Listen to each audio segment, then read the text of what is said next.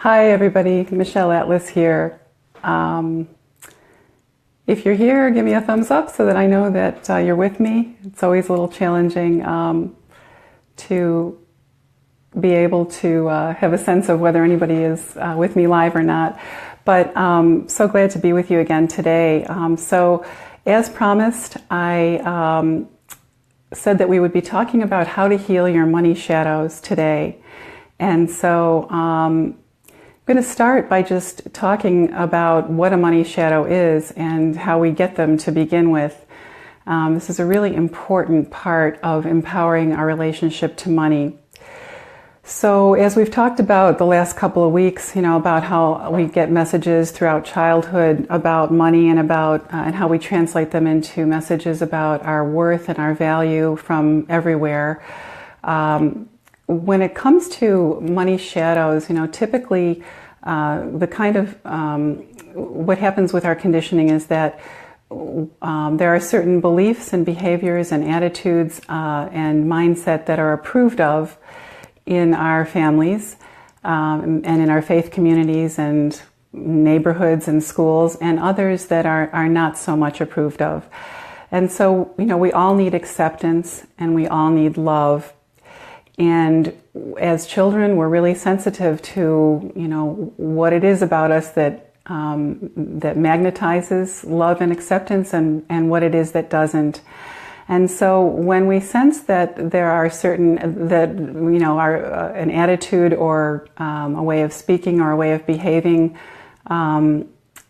attracts disapproval or the withdrawal of love or positive attention, what happens when it comes to beliefs about money is that we say, well, that's just, I won't be that way then. That's not how I am. I just won't say that again, or I won't behave like that again. I won't do that again. And so those behaviors or beliefs that we disown kind of go into a closet. They kind of go into a dark closet, and we lose touch with those parts of ourselves as well. In the same way that we're not demonstrating them, we're not showing them in our behavior, we also lose contact. And then those beliefs become what we call shadows. The problem with shadows is that they're still a part of us. And so I'm going to give you an example. And so until we bring them back into the light and integrate them back into the whole of who we are, they actually pull energy, and they can actually be sort of in the driver's seat, creating results and outcomes that we don't understand repeatedly, and really not understanding how it's because, there's something kind of sort of coming out backwards in the way that with a disconnection from a part of ourselves. So I may not be explaining that very clearly in this moment. I just got off of another wonderful conversation with someone about this very topic, and I'm kind of running on the fly right now. So I'm going to give you an example from my own life. When I was growing up, and even into young adulthood, my parents were very compassionate and supportive while I was if I was struggling financially, but they were threatened when I did well. So as long as I was struggling and not doing so well, I got a lot of positive attention, a lot of love, a lot of compassion, support. But if I began to do well financially and be able to purchase nice things and have a better quality lifestyle, they were threatened, and just as they were by other people who did well, or even wealthy people. So I unconsciously, kind of repressed my own desire to do well. And because it was taboo, to say that I wanted nice things, that I wanted to be really successful and, make good money was kind of, it didn't get me any pats on the back in my family. So I finally realized, well into my journey as an entrepreneur, that I was still kind of apologizing for wanting to do well and wanting nice things, and I was still uncomfortable admitting it, and I was still really not owning that I wanted to be successful And when I had this realization that I, put those impulses in the shadows myself, it's like I retrieved a part of myself, and it felt like to admit this and own this, and it felt like a great relief. And if anybody's with me and can give me a thumbs up, it would be great to know who might be here. Just say hi or say something. That would be wonderful. Oh, hi, Pilar. Thank you. Great. I'm so glad you're here. So, bringing that part of me out of the shadow. Hi, Amy. Hi, Kit. Oh, gosh, I'm seeing so many people. Wonderful. Thank you so much. Thanks for saying hi. It's great to see you. Okay. So, as I was saying, when I owned that part of myself, it was a great relief. I felt this relief kind of flow through my whole body, actually. And I thought to myself, now that I'm owning this part of myself, I sensed I was actually going to be able to be more successful because it was conscious, it was integrated. And so now I was all on board with who I really was, with who I really am. And so I'm going to just take a peek at my notes here and make sure I haven't missed anything. So the question that everyone has, is how do I know what my money shadows are, right? How do I know what my where I might be disowning something? Because how will I know if I'm disowning it, right? So, there are some very simple ways. I'm going to give you some very simple tips, and I'm also going to give you, and I hope you can see it, I put a link to my money archetype quiz in the subject line of this particular Facebook Live, so that everybody who sees this for free is welcome to take that quiz, and you'll receive a brief summary of your results for free as well. So I'll mention that again before we say goodbye today, but that's also, again, should be in the subject line. So how do you know when you're dealing with a money shadow? There's a couple ways. First of all, when you find yourself judging another person's money behavior, or when you find yourself with opinions and attitudes about other people's money opinions and attitudes or behavior, and you find yourself saying things like, "Oh, that's not me," or I'm not like that at all. I would never do that. I would never be that way. Or, God, how can they do that? Typically, those are indicators that there might be a shadow lurking, that there's some part of you that you've cut off from, that that's repressed, that that other person is representing, actually.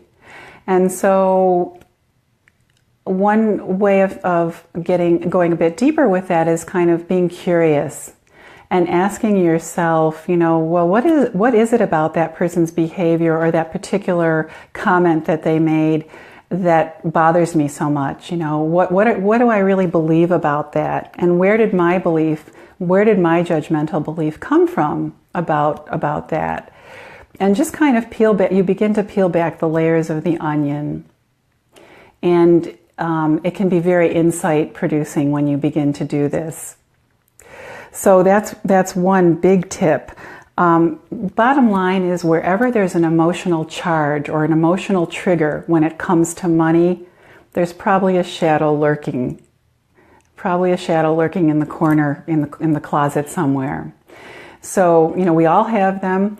Maybe something that, with your spouse, or maybe something with a family member, or maybe something about your own behavior, something repetitive that you experience with yourself that's emotionally triggering for you.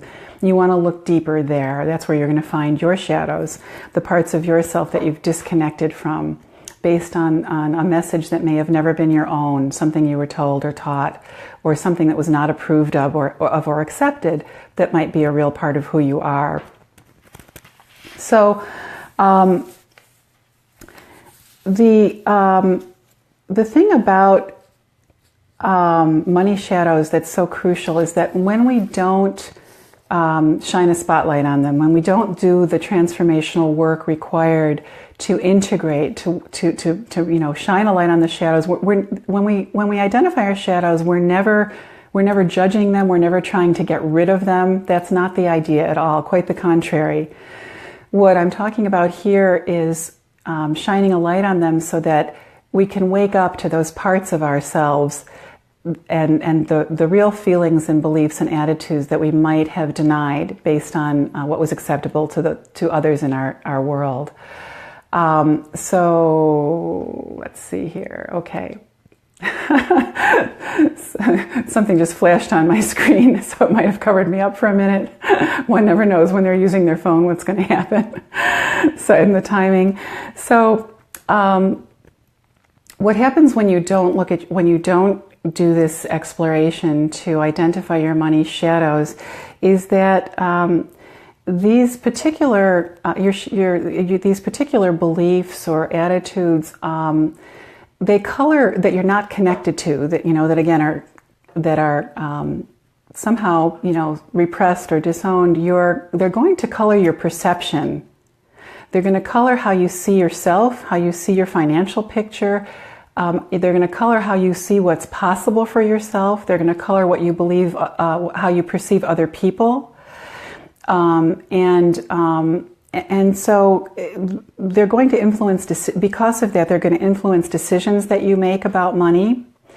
And you don't want to be driven, you don't want to be making money decisions based on attitudes or fears or concepts that you don't even understand are operating for you. Because that's when you produce results that you're not happy with and you feel like a victim of those results and you don't understand how you got there to begin with. And this applies to everything in life, not just to money, but for our purposes in this moment, we're talking about money. Everything I'm saying today can apply to, we have shadows in other areas as well. And so when you're not in touch with your money shadows, they might limit your possibilities. And you might not understand why you feel limited. You might sense that something's holding you back when it comes to fully actualizing your potential, or fully blossoming your business, or making a powerful decision to accelerate some part of your life, or business.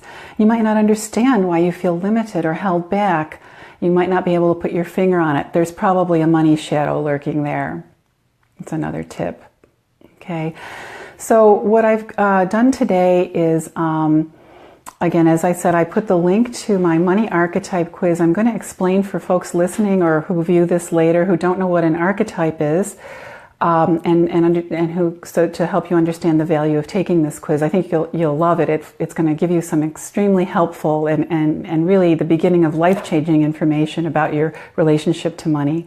So an archetype is it's a pattern of power, actually, that consists of beliefs and fears and strengths and gifts and challenges, all kinds of characteristics that exist within the deep collective unconscious. And anybody who's familiar with, the late great Swiss psychologist Carl Jung knows that all of his work was based on archetypes. And so you may have, when you take this quiz, it's another way the simple way of understanding it is that your money archetype is kind of like a snapshot of your money personality profile. And so when you take this quiz, you're going to be flushing out your money personality profile. And when you score yourself on this, you'll get your results, you'll get a brief interpretation of your results. And the particular archetype that represents your money shadow is the one that you scored the lowest on, not the one you scored the highest on. The one that you score the highest on in this particular system is going to reflect your money personality, the parts of your relationship to money that you're conscious of, that you're pretty familiar with, that you won't be surprised about.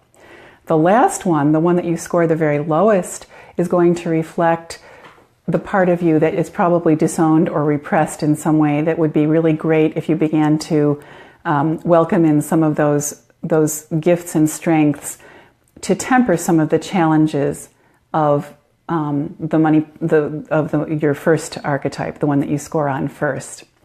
So I'm just curious, for you guys who are with me right now, have you felt like with what I've shared so far, do you feel like you have a sense of what, where you might have a money shadow operating, where you've had a really powerful money trigger? I'd love to know. You can either just type in yes, or you can share what that trigger is. It would be great to hear from you.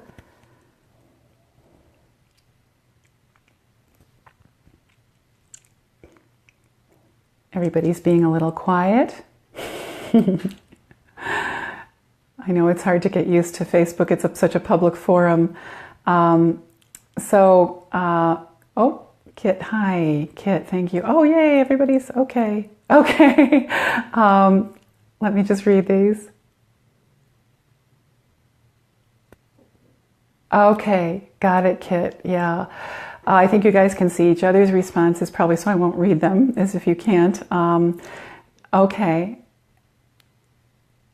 Okay, Amy, got it. Thank you. Okay, so when I'm going to, let's see, I'll make some comments here to help pull this together for you, hopefully. So when Pilar says that she thinks she still has a celebrity problem, so Pilar has taken this quiz. In fact, I think everybody that I see listening today has taken it, although there might be some folks that are listening that haven't taken the quiz. And so I'm going to make some comments about that just to shine a light on what this means. So celebrity was Pilar's last, celebrity was her lowest score on the quiz. Like I said, that represents her shadow.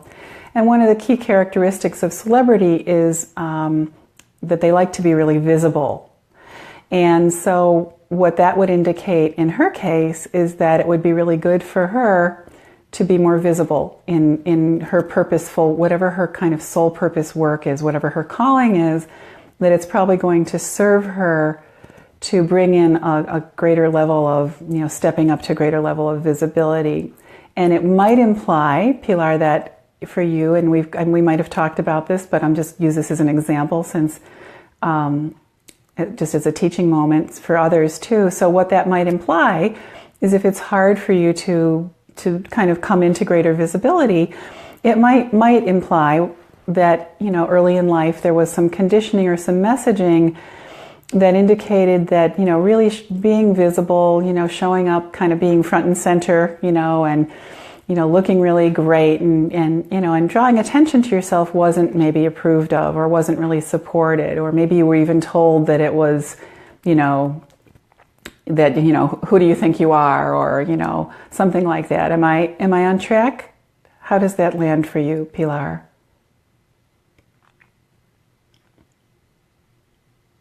I'm not sure if you're still there. Are you? Yes, definitely. Okay, good. Great. Thank you. Yes. Oh, of course, my pleasure. Yeah. So that's a really great, thank you so much for sharing that, because that was a fantastic illustration of how the money shadow shows up in the archetype quiz and where it might have come from and what the struggle might be for somebody with celebrity as their last archetype. So that's a great example. And Amy, you said you knew you had triggers, but you didn't know where they came from. So, what you want to do is you want to just kind of think about, early in life, what kind of messaging you received around money and around your value, around, how, okay, your shadow was romantic on the quiz and your parents enjoyed money. Okay, interesting. Okay, so I would question then, what did you get positive messaging around having fun, just doing things just for fun, kind of light fun things, and having that be a real part of life? Was the messaging maybe more around like you have to work really hard and to have money, and it's all about hard work? Was there any of that?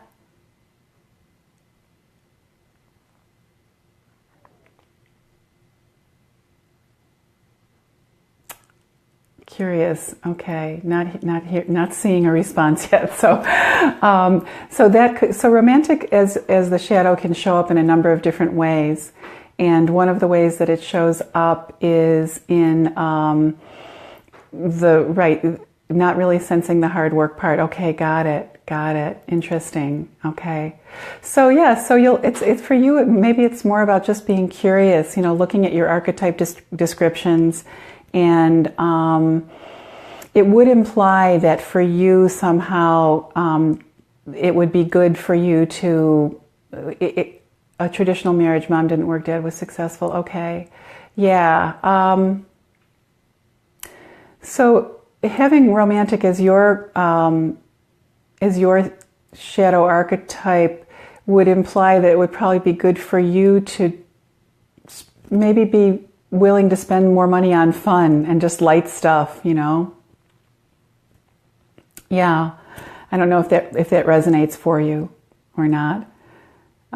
Just kind of, a little bit more, again, like I said, the joie de vivre. Anybody else have any other questions, comments about any of this stuff?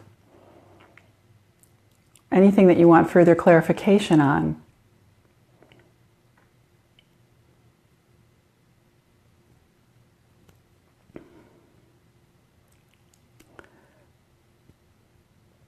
Okay. So thank you so much for,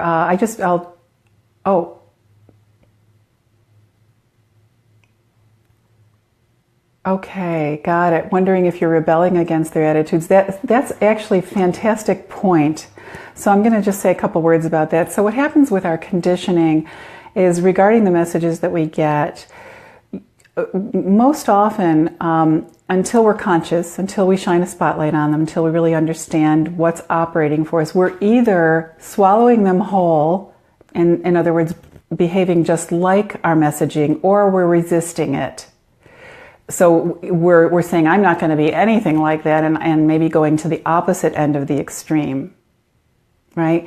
And so when we become, the deal here is that when you begin to understand your archetypes and the details of your money personality, and you become conscious of what's operating, you move out of swallowing it whole and rebelling, and you become an independent adult who's able to make empowered choices about your relationship to your worth and to money, and to all kinds of choices about how you're going to live your life. Until then, we are usually either rebelling or behaving just like them. And with Kit, I'm remembering now, you just made a comment about understanding the what but not the how in terms of making changes, feeling more like kind of like a victim of circumstance. And this is a multi-layered onion. It's not light, it's deep, powerful stuff. So it probably requires, that's probably an indicator that it requires a deeper level of inquiry. And you could take the quiz again if you'd like. Again, I'm just going to say before I say goodbye for tonight that there is a link to my free money archetype quiz with this Facebook Live. And when I post it, that link will remain, and everyone is welcome to take it, and you'll get some a summary of your results, and there'll be some opportunities to learn more if you're interested, other free opportunities, and to get started on the journey of really understanding your relationship to money so you can empower it. Yes. Oh, please share with your friends. I would be thrilled if you did. You can share it with as many people anywhere you'd like. That's what this is for. That's why I'm doing this. Yeah. Wonderful. Okay. Great. Good to see you guys. Thanks so much for joining me again. And I'll be doing it again next week. And next week, we're going to talk about money and love. So, juicy topic. How our relationship with money plays out in our relationship, in our love relationships, and how they're very similar. Okay. Great. Take care, everybody. Bye for now.